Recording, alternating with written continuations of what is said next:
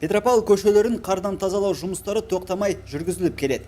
Бір бригаданы басқа ұжым ауыстырып жатыр. Коммунхоз серіктестігі осымен 11-ші жүк көлікті ақ ұлпамен толтыруда. Айта кету керек, биыл қар нормадан артық түсті. Мы работаем с 6 утра.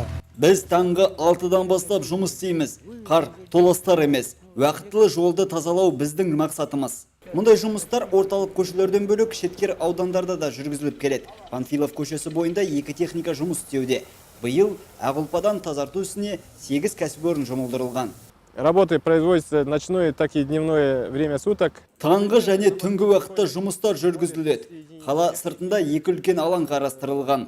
Сонда ақ ұлпаны тастаймыз. Жүргізушілер көліктерін жол бойында қалдырмаса, жұмыс тез әрі сапалы жүргізіледі деп ойлаймын.